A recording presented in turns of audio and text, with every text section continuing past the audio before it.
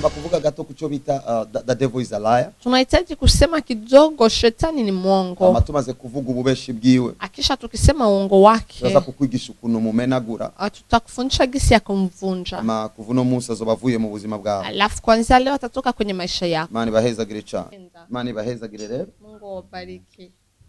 Okay, turanezerewe kuba Imana iduhaye akajyo ko kuvugana n'ubwoko budasanzwe. Tunafurahi kuwa Mungu anatupatia nafasi ya kuongea na taifa sio kwa kawaida. Turashimiye uriko aratuinterpreta. Tunashukuru yule ambaye yuko na tafsiri. Amen. Umufasha dukwiranye. Msaidizi ambaye tunaendelea. Imana imugirire neza. Mungu amtendee mema. Amen.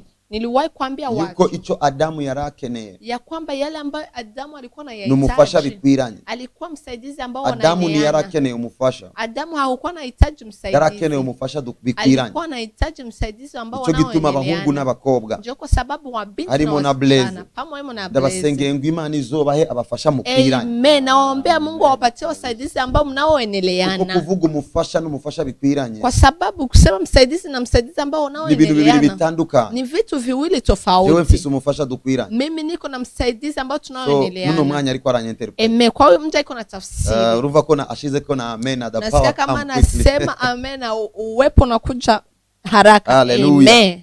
So turashima Imana rero. Tunamshukuru Mungu. Kubw'umuntu wese ariko afite ariko arakora kugira ngo this video ishikire abantu benshi. Ajili ya mtu yote ambaye yuko nafanya chochote ili hii video ifikirie wengi. Alors tuvuze umufasha bikwiranye. Tukisema msaidizi ambao tunaoeneleana. Biratandukanye cyane n'umufasha. Ni tofauti na msaidizi. Burya imbwa igufasha gucunga igisuma.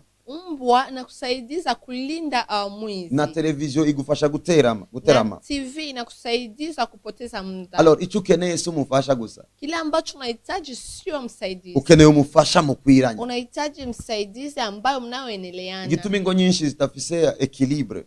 Kwa nini familia nyingi hazina mapatano? Ni kubera ko abafashanya ariko se abafasha bakwiranye.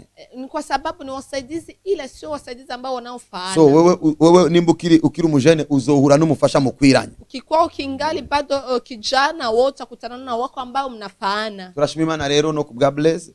Tunashukuru Mungu ajili ya Blaze. Imana muhezagire muri no mwanya ariko arasunika aya mavideo abashikire neza. Mungu ambariki kwa mtu akisukuma video ili afike salama. Nige amajwi yatewe yaciye agira icyo bita intervention rapide. Hata nyakati sauti zimepiganishwa alitafuta muundo. Murabona ko mfite microphone zibiri. Naona kama niko na microphone mbili. Kugira ngo dushobore gukora quickly. Ili tuweze kutumika kwa kiharaka. Imana ibahezagire cyane. Mungu awabariki sana. Irambona ari message mbonye ngo ndi muri Kenya mufashe gushira ko ibiganza mama wanje aragwaye cyane ntavuga nanje nimunyibagire. Turasengeye mama wawe.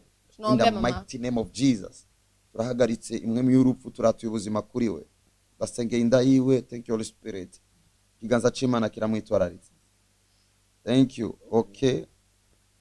Fabrice avuga ngo akeneye umufasha bakwiranye. Fabrice eti anahitaji msaidizi unaofaana. So muzonsabe basi nigishe kubijanye n'umufasha. Muniombe siku moja ni fundishe kuhusu msaidizi. Umufasha bikwiranye ninde? Msaidizi unaofaana ni nani? So muvyandike kugira ngo next week bikunze kwa gatatu no vyigisha. Yes. Mbega umufasha mukwiranye ninde? Yule ambayo mnayofaana ni nani? So abajene bazoba bahari kugira ngo ndababwire umufasha bakwiranye. Amen. Wa vijana watakuwa ili ni waambie msaidizi ambao wanaoendelea. Hata wale waishajenga. So bigisha ukuntu umufasha fatwa kugira ngo achike ugufasha. Amen. Nitawafundisha gisi msaidizi anaweza kakamatwa ili ageuke kukusaidia. Kuko umuntu afasha uwifashije. Kwa sababu mtu anasaidia yule ambaye anayojisaidia. Tangu munagufasha ufisi cyo uriko rakora. Wala mtu anakusaidia ukiona kile ambacho kunafanya. Sisi gituma ndiko ndateba ngaho gato. Hatebeka mudadi. Sisi gituma ndiko ndateba gato. Sijui kwa nini nakawia hapa. Nimba Imana iha umugabo umufasha. Kama Mungu anampatia mwanaume msaidizi. Abagabo benshi ari hano badatahuwe. Waume wangu kuna nafasi ambapo wasioelewa. Umuntu agufasha ufisi icyo vyukora. Mtu anakusaidia ukikuwa na vile vya kutumika. Bisigura ngo maana yake agufashiriza kuvyo uriko urakora. Anakusaidiza kwa vile ambavyo kuna vifanya. So nimba Imana iguhaye umufasha. Kama Mungu anakupatia msaidizi. Agasanga uriko uramena amacupa. Anakutana uko na azogufasha kuyamena. Atakusaidiza kuko numufasha kwa sababu mukwiranye. Ukaba ndakavuge. So bisigura ngo umuntu ari kijuju bamfasha kujujuta frere. Kama mtu ni chizi wanamsaidia kuwa chizi. I don't know if sizi ko ndiko ndatahuri. Go deeper. So iyo bavuze umufasha wanaposema msaidizi agufashiriza kuvyo urimo, anakusaidiza kwa yale ambayo ulimo. Jewe ndo muvugishwa, mimi ni nabii. Igihe umudamu aje kugira ngo amfashe, wakati mke anakuja ili anisaidie, amfashiriza kuvyo ndimo, ananisaidiza kwa vile nilivyoemo, bisaba ko anyorohereza jewe. Maanisha binaomba aniharahisishie igihe ndi muri time of prayer, wakati niko kwa muda wa maombi. So iyo asanze jewe ntasenga, akikuta mimi siombi, azomfasha kudasenga, atanisaidia kusipokuomba, kuko yaje kumfasha kwa sababu alikuja kunisaidia. Asanze nsenga, akinikuta naomba, azomfasha gusenga, atanisaidiza ili niendelee kuomba. Bisigura umufasha, maana yake msaidizi, even if the Holy Spirit kama Roho Mtakatifu yaje kudufasha, alikuja kutusaidia, agufashiriza aho ugomba gufashwa, anakusaidiza pale ambapo unahitaji kusaidizwa. So maybe izocigishako. Hallelujah. Sio teme yuno musi. I'll talk about this next time. Leo lakini nitaiongea siku zijayo. Labradiko parahadejo kai. Ashatuigisha. Banganganga. Mama. Azeko. So kwa gatatu ndagikorereko. Gikorereko from. Media izokorea kafish. Media itafanya kafish. Mutumira. Walike mutumira ugwaruka. Yes, mwalike wa vijana. Mutumira imiryango. Mwalike familia. Abagabo benshi bazotangara kunyigisho bazokumvira ngaho. Wawana wengi watasaidizwa kwa mafundisho watasikia. N'abadamu benshi bazotangara kunyigisho zotangirwa ngaho. Hata wakina mama watasaidizwa kwa mafundisho yatakuwa. Karabakatos karabatuza kadosh. Imana iranyemereye nzovyigishako. Mungu ananikubalia nitayafundisha. Ibintu bizovugwa bizogutangaza. Amen. Vitu vitasemekana vitakushangaza. So iyo uifata nabi, ukijikamata vibaya, wibuke gusa yuko ukumbuke ya waje yaje kugufasha, aliyekuja kukusaidia, agufashiriza mu vyurimo, atakusaidiza kwa vile ambavyo ulivyo. Utuvuga ngo nazo ifasha kwiyahura, ngomba kwiyahura, tunasema atanisaidiza kujiua wakati nahitaji. Alors nimba ari umufasha mukwiranye vraiment, kama ni msaidizi mnayoeneleana, bisaba ko umunsi ufashe umuti w'imbeba wacha gushiramo na kinini. Wakati utachukua dawa ya mpanya na yata kutilia ndani kinini. Alors nzokwigisha sanse y'umufasha, nitafundisha na hiyo nafasi ya msaidizi. Chenigisha sanse ya interventionnaire. Nitena fundisha nafasi ya kusaidia. Kuintervena. Kusaidia. Nukugukura mu nzira mbi kugira ngo agutumbereze mu nzira nziza. Ni kukutoa njia ambayo ile akuweke kwenye nafasi ya mstari mzuri. Icambere igihe umuzanye yaje kugufasha. Ya kwanza ulipomleta alikuja kusaidia. Mubisanzwe iyo ikirato cha gauche ari bukare, ikirato cha droite kiba bukare. Cha kawaida kama kiato cha kushoto ni bukare, cha kulia na inapaswa kwa bukare. So birumvikana yuko abane bijanye. Vinasikilizika kama panaishi wale ambao wanaendana. So kubijanye no kuintervena nzovyigishako. Kutokea na kusaidia nitafifia. Aho rero niyo nzocanigisha abagabo. Ndipo ndafundishwa kina baba. Chanigisha n'abadamu. Nifundishwa kina iyo mama. Wabonye ikintu kitameze neza. Nyakati unaona kitu kisichokuwa kizuri. Wovyinjiramo gute? Utavingia kivipi? Nuona wagomba kubona impinduka. Ukihitaji kuna mabadiliko, yo kwirekura gute? Ataweza kajiacha. Wa gatatu nzoba ndiko ndatumbereza ubuzima. Siku ya tatu nitakuwa niko na uweka kwenye mstari maisha. Ariko namusi tugomba twige kubijanye na temi ivuga ngo the devil is a liar. Lakini leo nahitaji tufundishe kwa kusema shetani mwongo. Tugomba dusambura uwo mwansi n'ikinyoma ciwe. Amen. Tunahitaji tubomoe huyo adui na uongo wake. Abantu benshi bariko barabaho. Watu wengi wako wanaishi ubuzima butari ubwabo, maisha sio yao, kubera ko umwansi yababeshe, kwa sababu adui amewadanganya, bakakira ibitari ivyo, wakapokea cange bakira ukutariko. Wala wanapokea visi. Imana yo mwijuru ingirira ubuntu, Mungu wa mbinguni kugira ngo ubuzima bw'umuntu kanaka ili maisha mtu rino joro butumbe. Uno munsi tugomba dusenge. Leo tunahitaji tuombe, ariko dusenge tumaze gutahura, ila tuombe tukishaelewa the devil is a liar. Shetani ni mwongo. Reka dusabe uri mu binga bw'ivyuma. Acha tuombe yule ambaye yuko kwenye mtandao. Aturabire mu gitabo cha Yohana. Atuangalie kwenye kitabu cha Yohana sura ya 8. Umurongo wa 44. Mstari wa 44. Tugomba yuko mutahura ngaho. Tunahitaji muelewe hapa. Ni Yesu agomba kutwigisha. Ni Yesu anahitaji kutufundisha. Ninacho gituma mpera kuri we. Ndio kwa sababu naanzia kwake. Mu majambo yabwiye Satani. Mu maneno aliyoambia Satani. So turiteze kubona, tunahitaji kuona Satani aura ikibanza ku buzima bwawe. Shetani akikosa nafasi ndani ya maisha yenu. Kuko Kwa sababu wewe nk'umuntu uri muri Eden, kama mtu uko ndani ya Eden, yagusavye yuko umenya uwo mwansi vinekuomba ujue huyo adui kugira ngo nuhavumuha ikibanza. ili usimpi nafasi. Yesu rero agomba tubwire Yesu anahitaji icyo kutuambia twokora, kile ambacho uko tunapaswa twokwifata. gisi tunapaswa kujikamata. Unkurikiranye neza, Ukinifuatilia vizuri, ubuzima bwawe buraza guhinduka, maisha yako yatabadilika. kuko ngomba kuvuga Kwa sababu unahitaji umwansi kusema w'urugo adui ya nuko familia nakubitwa, na gisa na umwansi w'abakobwa adui wao nuko na binti nakubitwa, na gisa na umwansi w'abahamagawe adui wa ule nuko aliko na nakubitwa, gisa na pigwa, umwansi w'ivyiza adui ya mazuri nuko nakubitwa. na gisa na pigwa. This night Hii usiku turaza kurangiza tubona Satani ari hanze y'ubuzima bwawe, utakuja kumaliza tukiona shetani iko nyuma ya maisha yako, umwansi w'amasezerano yawe. adui ya ahadi zako. Uno munsi araza gukubitwa Leo in atapigwa the mighty name of Jesus. jina la Yesu. Nzakugerageza gukora nk'umwigisha cyane, Nitajaribu kutumika kama mwalimu, nzagukoresha amaverse atandukanye. nitatumikisha maandiko tofauti. Nimba bishoboka tangura gufata ahantu wandike, Bikiwezekana chukua karatasi na kuko kalamu, ibigomba kuvugwa bigomba gutabara kwa ubuzima bw'umuntu. sababu yanahitaji kusemeka hapa, yatasaidia maisha ya mtu. Imana ingiriye ubuntu, Mungu akininemea ushobora kandi gusubira kuvugishwa nitaweza tena nikatabiri mu kanya ko kurangiza. kwa muda wa Murabizi ko kumalizika. kuwa gatatu Unajua siku ya tatu ninjiye muri prophetic, napoingia kwa muda wa twarinjiye muri unabii, prophecy. tuliingia kwa Murazi unabii. ivy'Imana yakoreye inkumi yanje Diane, Mnajua yale ambayo Mungu alitendea binti tubiteze yuko wangu kuwa Diana. gatatu Tunahitaji siku ya tatu azoboneka kuri live ataonekana live kugira ngo atubwire ivyabaye. ili atuambie yale yaliyomkuta. Turanezerewe kubw'ubuzima bwiwe. Tunafurahi ajili ya maisha yake. Okay, dusomere Yohana 8:44. Mtusomee Yohana 8:44. Thank you. Aravuga ngo Aha. mwebwe murabaso wa mugwanizi, Mwebwe murabaso wa mugwanizi. Apana mwebwe, ndiko ndasoma verse biblique. Aha. kandi ibyo so yifuza nibyo mushaka gukora. Kandi ivyo so yifuza nivyo mushaka gukora. Uwo yahereye ubwa mbere na mbere ari umwicanyi, Uyo kuva kera yari umwicanyi. That's the devil. kandi ntiyahagaze mu kuri, Ntiyarafise n'ikibanza mu kuri. kuko atakuri kuri muri we. Na kuri kuri mwe, inside him there is no truth.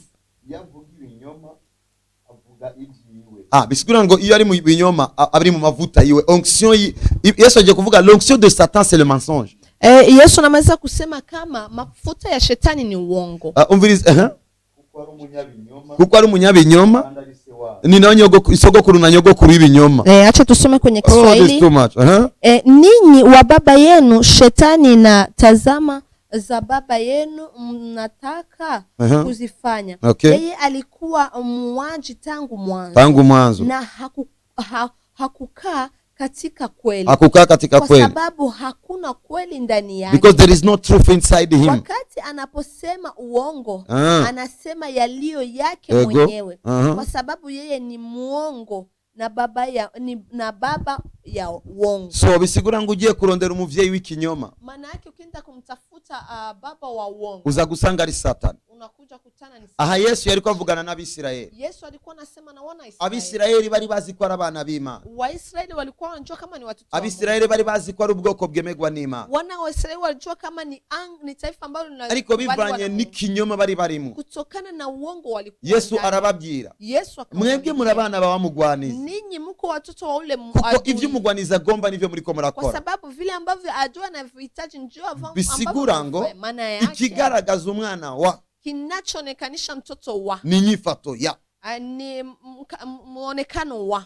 Bisigura ngo biroroshe cyane kuri ko aranyumviriza, biko rahisi sana kwa yule ambao ananisikia. Avuge ngo uyu n'umurundi kuko ariko arumva ndiko mvuga Kirundi. Aseme ati huyu ni Mrundi kwa sababu anasikia niko nasema Kirundi. Biroroshe cyane. Ni urahisi sana. Iyo huye n'umunyakinyoma ucumenya ngura uye n'umwana wa Satani. Unapokutana na Mungu unasema nakutana na mtoto wa shetani. So Biblia iri kwiratubwira ngo Biblia inatuambia Satani niwe se w'ikinyoma. Shetani ndio baba wa uongo. Is the liar. Ni muongo. Kuko nta kuri muri we. Kwa sababu ndani yake hana ukweli. Rero ngomba uko dufashanya. Hapa anahitaji tusaidie. Nimba ari we muvyeyi w'ikinyoma, kama yeye ndio baba wa uongo, bisigura ngo ni expert mu kubesha, maana yake ana ujuzi kwa kudanganya. Gasubiremo, Acha ni nimba ari we se w'ikinyoma, kama yeye ndio baba wa uongo, afise experience nyinshi mwinshi cyane mu kubesha. Manake ana ujuzi wingi sana kwa kudanganya. Aha niho ishengero rigomba kuba maso. Hapa ndipo kanisa inahitaji kuwa macho. Satani ni expert mu kubesha. Shetani ana ujuzi wa kudanganya. Force ya shetani niri mu maboko yiwe. Nguvu ya shetani haiko katika mikono yake. Force ya shetani iri ku rurimi rwiwe. Nguvu zake ziko katika mikono yake. Nigeze abumugwanya akome. Hakuwahi kuwa mpiganaji wa nguvu. Oya yari umumizisien akome. Alikuwa muimbaji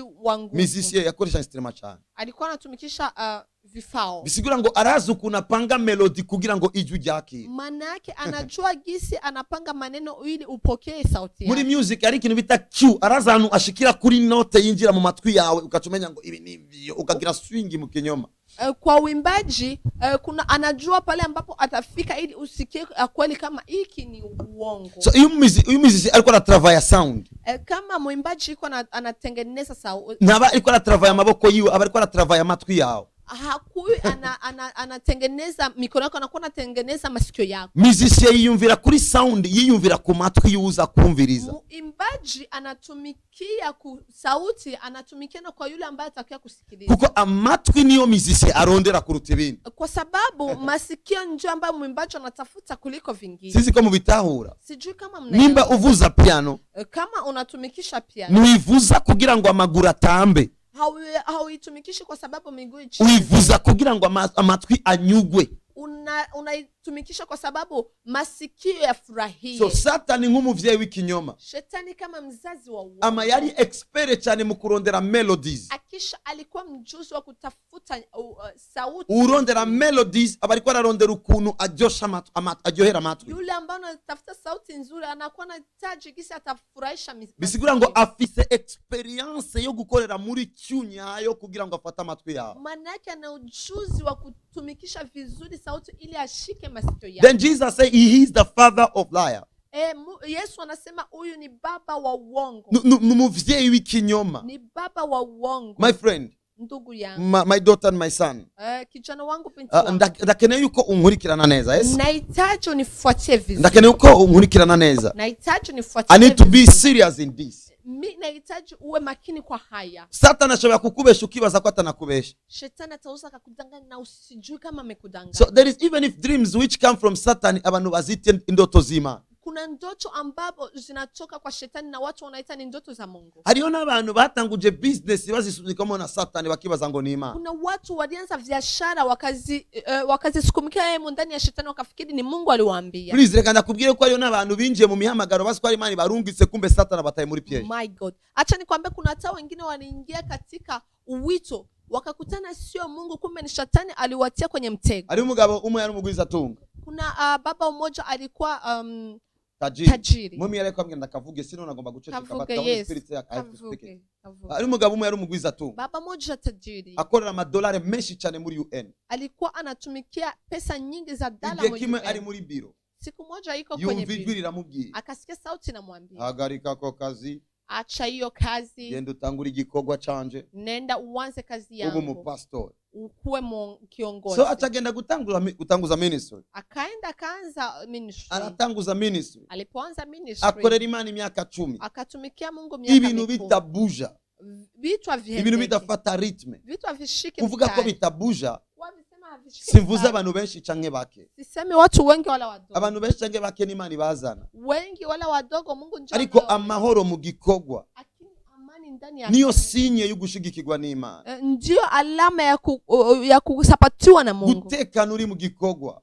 Kuwa uko na amani ndani ya kazi. Nicho kigaragaza ko Imana iri kumwe nawe. Ndicho ambacho kinaonekana kama Mungu yuko pamoja. Sigi ufise 100,000 personnes. Sio wakati uko na watu 1000. Ariko nigiye utekanye mu mutima. Ni wakati unakaa na umugisha w'Imana nta muruwo uburimo. Kwa sababu baraka za Mungu hazina hemo mchoko. So uwo mugabo araruha cyane. Yuyo baba kachoka. Ahitamo kuja guhura na Prophet TB Joshua. Avuze Prophet TB Joshua. Amen.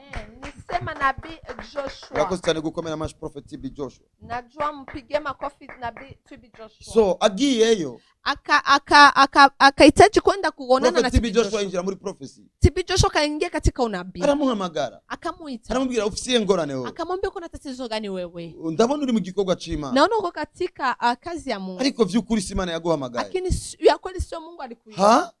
Aratangara.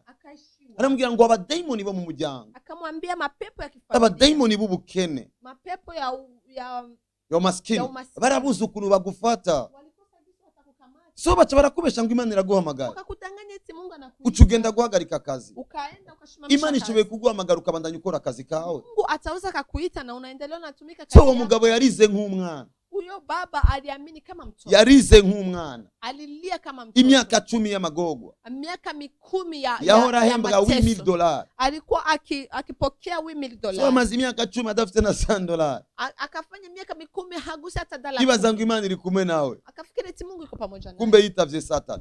kumbe ameitika Satan. That devil is a liar. Huyo adui ni muongo. So sisi ko nobafasha nobandanya kubafasha kuri kino kintu, kama ntaendelea na wasaidia kwa kitu kuko hano hapa ugomba kumenya ngo Satan unahitajika kujua kama avugana nawe mu nzira nyayo, anasema anaongea na wewe kwenye njia ya yibaza kuza kumutahura, njia ambayo anafikiri kama utamuelewa. Igihe Satan yahuye na Jesus, nyakati shetani alikutana na yari kwabwira Yesu le verset biblique, alikuwa anaambia Yesu mstari ya Biblia, yavuze ngo uyu ni jambo n'ahandi twofatanira kirese mu ijambo. My God, kwa sababu alisema huyu ni neno, hakuna popote nitamtoa bila mneno. So amaze kukubona wewe ukumeze, akikuona wewe gisi ulivyo, akuronderera ngaho nyene, anakutafutia hapo hapo. Ariko rino joro ngomba ndamumene in the mighty name of Jesus. Lakini usiku nahitaji kumvunja kwa jina la Yesu. Uno munsi we gonna pray like never before. Leo tutaomba gisa tujawahi kuomba. Kuko ndabizi ko ari imiryango myinshi ngomba gutabara, kwa sababu najua kuna familia mingi nahitaji kusaidia. Ariko umuntu aba mu bintu yibaza ngo ari kumwe n'Imana, kumbe yitavye Satan. Kuna wakati mtu anaishi katika vitu anafikiri eti ni Mungu, kumbe ni shetani. Alors nganda zikomuza gufashwa, hapa najua utasaidiwa. Abonye yuko uri umunyabigumba gumba vyinshi, anapoona kama uko mtu mwenye sentima mingi, azokwatakira ngaho nyene, atakukamatia hapo hapo. Igihe amaso yawe yose wayakuye ku Mana, uri kurirabira umugabo akuzanira umugabo mwiza uwo wavuze, wakati macho yako yatoka kwa Mungu na itia kwa mume mzuri, mbona atakuletea huyo mume mzuri. Gusa wibuke ko yusenze mu Giswahili nanyo narakizi, lakini ujue kama uliomba katika Kiswahili na yeye anakijua, niba senga no mu Giswahili arabizi, hata uombe kwenye Kiswahili anavijua. Rero ni Yesu abwiye abisiraeli, Jesus Yesu anaambia wana wa Israeli, bo birata ngo turabana b'Imana, wanajivuna eti tuko watoto wa Imana irababwiye murabana ba Satani. Mungu anawaambia eti mko watoto wa muasi. Hii ni too much, hii ni ajabu, hii ni ajabu. Wenyewe wanamwambia Mungu bobo babwira Imana sio ni watoto wa Mungu, twebwe turabana b'Imana, lakini huyo Mungu mweko mbele yao, aliko huyo Imana iri mbele yao ndio wako wanapinga. Ni wewe waliko wanapinga. Yesu anawaambia, Yesu anababia, mwani watoto wa shetani, murabana b'umwanzi, munafanya bya shetani anapenda, mukora ivyo mwanzi akunda. bisigura ngo ikigaragaza umwana wa Satani, inachoonekanisha mtoto wa adui, nuko ivyo Satani agomba, ni kufanya ile ambayo adui anahitaji. Even if the church today, ndio kwa sababu kwa tutigishije abantu, kama hatufunzi bashobora kwisanga bita abana b'Imana kandi n'abana ba Satani neza na uniform ya normal, wataweza kujikutana wanajita wana wa Mungu na ni watoto wa asi wanavara uniform ya batonda neza mu ishure rya Satani, wako katika blessed somera yo murongo kandi. I need to repeat this. Listen this, ngo mwebwe murabaso wa mugwanizi, ninyi wa baba yenu ni shetani, tazama baba yenu. Sikiliza, listen, ni Yesu avuze, ni Yesu anasema, abwiye abisirayeli, anaambia wana wa Israeli. Israeli nico gicapo c'ishengero uno munsi, Israeli ndio kichapo cha kanisa leo, abiyita abana b'Imana, wanayojiita wana wa Mungu. Blaze duga gato ku murongo 43 bantaho, Blaze 43 wanielewa. avuga ngo niki gituma mutamenya imvugo yanjye, nuko mudashobora kumva ijambo ryanjye. Ego subira kandi kuri 42. Kandi avuga ngo Yesu arababwira ati iyi Imana iba ari so. Genda kuri 41 rero. Avuga ngo mukora ibikorwa nk'ibya so. Baramubwira bati twebwe nituri bibya, ngo nituri bivyagwa, dufite data umwe ni Imana. Panasena 41 ninyi mnafanya kazi za baba yenu. Okay, don't worry, reka tusigure mu Kirundi, ndasigura nga. Yes. Sisi ko muri bacokera, sijui kama mnaelewa. Bo bajeje kwirata bamubwira we are the sons of God. Wanamaliza kujivuna eti sisi tuko watoto wa Mungu. But Jesus said to them, Mungu akawaambia no, hapana, mwari kuba muri abana b'Imana, mungelikuwa ni mko wa mwari kuba munyakiriye, mungekuwa mwari kuba mmenipokea, mutawize ndiko ndavuga. mungekuwa mnaelewa yale ambayo Ageze kuri 44 anapofika aravuga ngo muri abana ba so wa mugwanizi, akamwambia ati mko watoto wa ule adui. this Israel.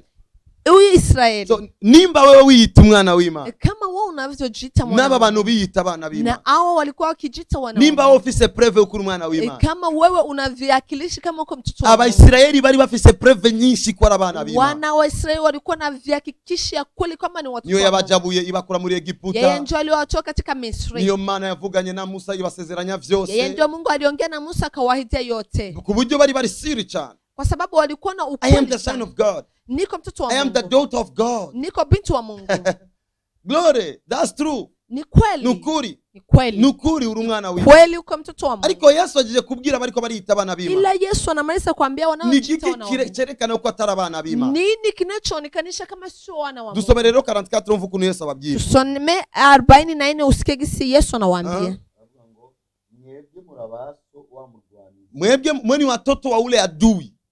Kandi ibyo so yifuza nibyo mushaka gukora. Icyambere kigaragaza abana ba Satani n'abantu bakora ivyo so wabo yifuza. Cha kwanza kinachoonekanisha watoto wa shetani ni kwa sababu wanafanya vile ambavyo baba yao wanahitaji. Listen, the devil is a liar. Sikiliza, shetani ni mwongo. Ashoboye kukuryosha ryosha. Ataweza akakutamsha. Wiyita umwana w'Imana.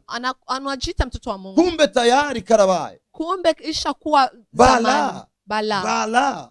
Ababisirayeli bariko bariyita abana b'Imana. Wana wa Israeli walikuwa kijiita wana wa Mungu. The devil was there. Shetani alikuwa pale. Kimya. Yitonda. Akatabwira yego kabisa. Anataka naambia njoo. Ariko igimana iserutse. Wakati ivuga no. Anaonekana akamwambia you are not the sons and daughters of God. Hamuko vijana wala binti wa Mungu. Kuko mukora ivyo shetani agomba. Kwa sababu mnatenda yale shetani anahitaji. Tubwire ivyo shetani agomba. Tuambie yale ambayo shetani anahitaji. Uwo yahereye ubwa mbere na mbere ari umwicanyi. So abicanyi n'abana ba Satani. Wauaji ni watoto wa shetani. So kwica rero kuwa sasa abantu bazango ni gufata imbugita gusa. Watu wanafikiri eti ni kuchukua ibuka ubuzima bw'abantu kanaka wishe kisu, lakini ukumbuke maisha watu wangapi uliowaua. So I don't talk, nimba ndiko mvugana n'umuntu kanaka receive it. Kama niko naongea na mtu fulani upokee tu. Listen. Sikilize.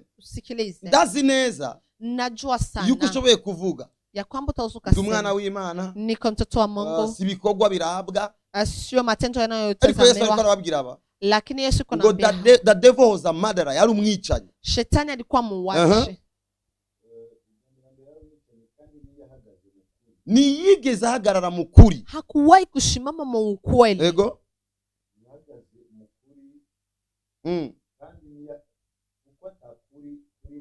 kuko atakuri kuri muri we, kwa sababu ukweli hauko ndani yake. Oh my God.